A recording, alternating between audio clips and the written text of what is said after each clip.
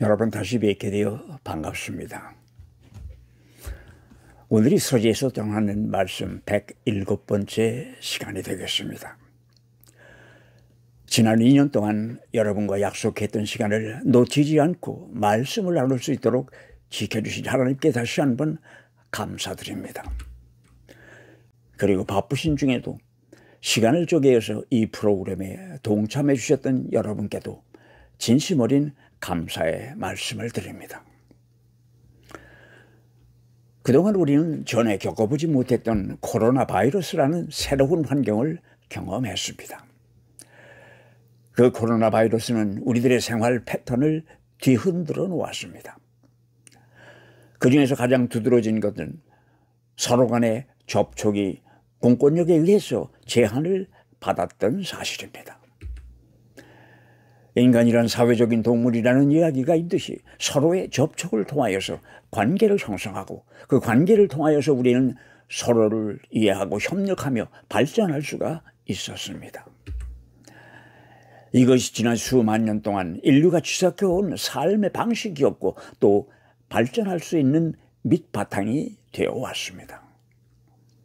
그러나 우리는 지난 2년에 가까운 기간 동안 COVID-19 때문에 마스크로 입을 막고 서로의 접촉을 인위적으로 차단해야 하는 슬픈 경험을 했었습니다.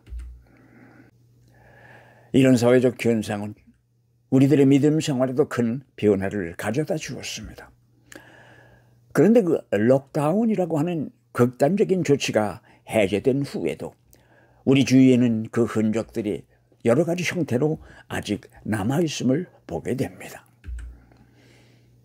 그 록다운 기간 동안에 저는 부족한 운동량을 보충해 볼 생각으로 아침 일찍 일어나서 공원을 산책길을 따라서 동네를 한 바퀴씩 도는 습관을 새로 만들었습니다. 그런데 어쩌다가 산책 도중에 사람들을 만나게 되면 서로 인사를 하기보다는 멀리 피하는 것이 자연스럽게 되었다는 것을 알게 되었습니다. 이런 행동은 서로가 경계를 하는 야생 동물의 세계에서나 찾아볼 수 있는 현상입니다. 이런 사회적인 현상은 교회 생활에도 직접적인 영향을 주었습니다. 그 후 록다운이 끝났지만 교회에 출석하는 인원은 눈에 띌 만큼 줄어들었고 예배 분위기도 많이 낯설게 되었습니다. 낙관적으로 생각하는 사람들은 시간이 지나면 교회는 원래 상태를 회복할 것이라고 하지만 그 지나야 할 시간이 언제가 되는 것인지는 몰라도 내가 보기에 팬데믹 전의 형태로 완전히 회복하기는 어려울 것 같습니다.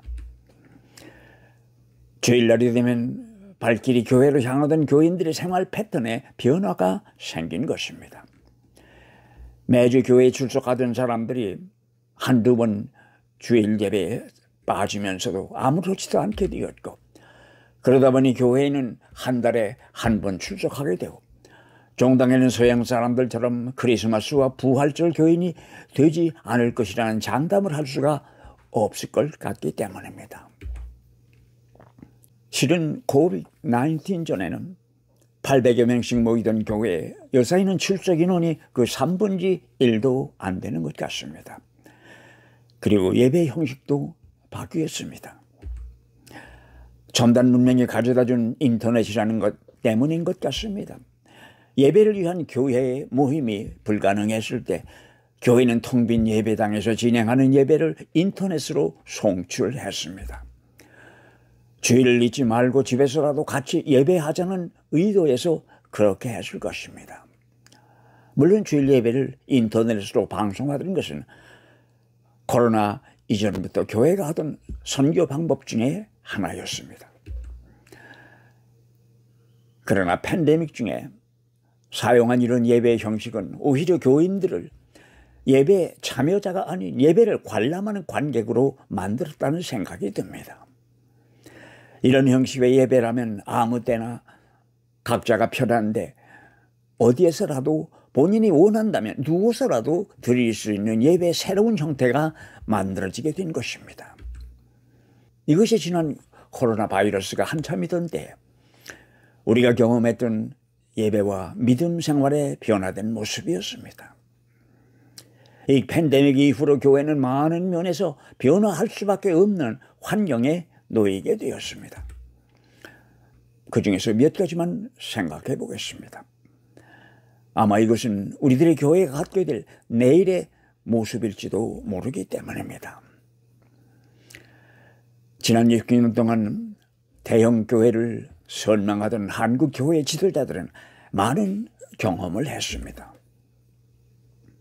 세상의 사업을 이를 따라서 교회를 성장시키고 대형 교회를 만들었습니다. 어떤 목사님들에게는 그런 대형 교회가 성공한 교회의 모델이었을 것입니다. 그런데 그런 엄청난 크기의 대형 교회를 만들기 위하여 그분들은 바보 예수의 방법이 아닌 세상의 사업 원리를 배워서 그 원리를 그대로 목회에 적용했습니다.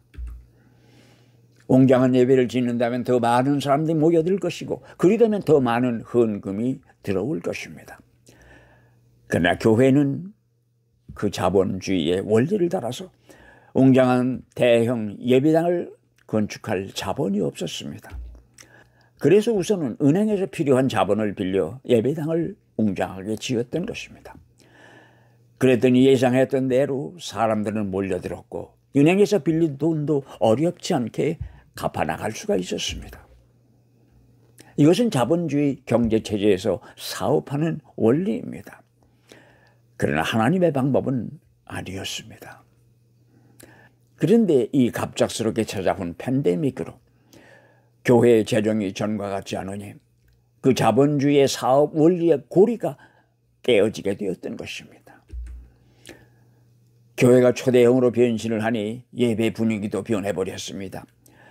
교인들은 예배에 참석해서 예배를 드리기보다는 대형 스크린에 나오는 100여 명이 넘는 성가대와 교향악단의 퍼포먼스를 관람하는 관객으로 전락해버린 것입니다. 들리는 바로는 그렇게 하나님의 축복을 위상으로 해서 지어놓은 초대형 예배당이 코로나 바이러스 이후로는 은행에서 빌린 융자를 갚아나가지 못해서 그 아름다운 건물이 경매에 붙여지는 곳이 많았다고 했습니다. 그렇다면 몇천 명씩 모이는 그런 대형 교회가 정말로 우리들에게 필요한 것인가 하는 원론적인 질문으로 다시 돌아갈 수밖에 없습니다. 우리는 이 질문에 답을 해야 합니다. 왜냐하면 이것이 우리가 지금 처해 있는 그리고 헤쳐나가야 할 현실이기 때문입니다. 어느 사회학자의 연구에 의하면 사람들의 얼굴과 이름을 함께 기억할 수 있는 인간의 평균 능력은 280명이라고 했습니다. 만약에 그 주장이 맞는 것이라면 재정적인 문제도 최소한의 경비로 교회를 운영하고 대부분의 헌금은 더 살만한 세상을 만드는 데 사용할 수도 있을 것이기 때문입니다. 그러게 된다면 오직 믿음으로 구원을 받는다고 하는 기독교의 원리는 자연스럽게 삶을 통하여 구원을 받는다는 생각으로 바뀌게 될 것입니다. 따라서 교회는 세상으로부터 더 환영받는 공동체가 될 것이고 그러면 교회는 자연스럽게 성장할 것입니다. 여기서 삶으로 구원을 받는다고 하는 것은 물론 행함으로 구원을 받는다는 이야기와는 다른 개념입니다. 실은 제가 지금까지 100회가 넘는 서재에서 드리는 말씀을 통하여서 여러분과 나누었던 생각을 한마디로 요약한다면 바로 그 삶을 통하여 구원을 받는다는 말씀이라고 할 수도 있을 것입니다.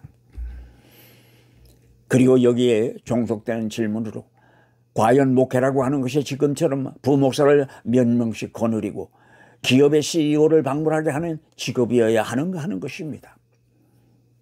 한 교회 교인 수가 300명을 넘지 않는 규모라면 예수께서 전한 하나님의 속마음을 더 효과적으로 전하고 실천할 수 있을 것이라는 생각이 들기 때문입니다.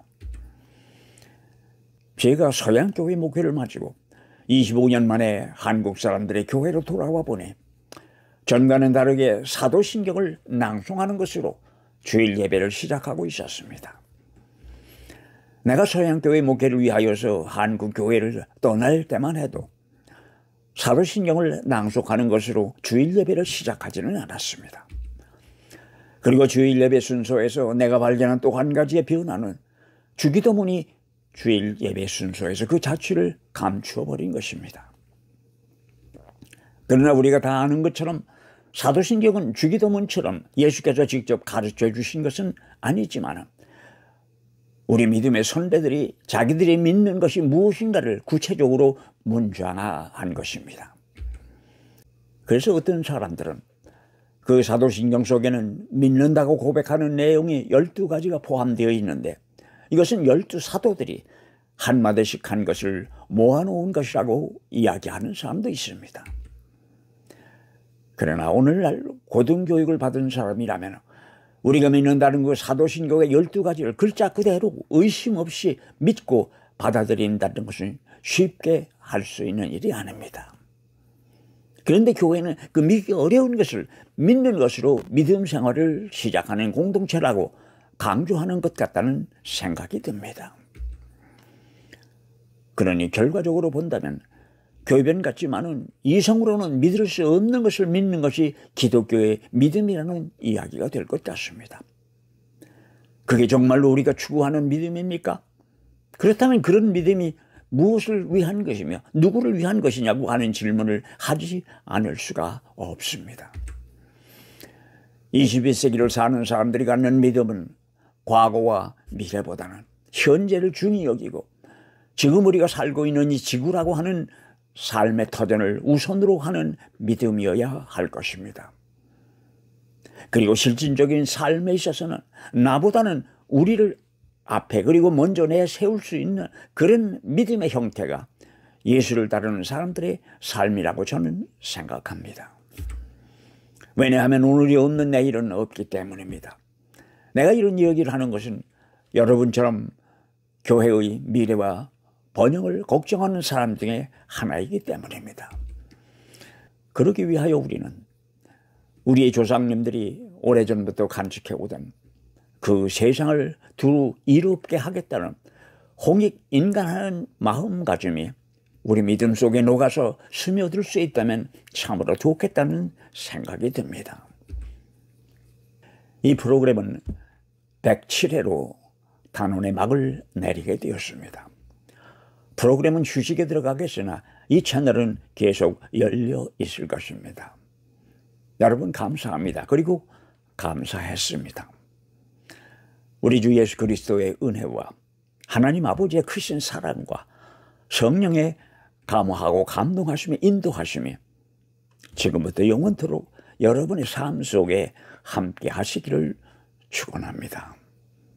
아멘.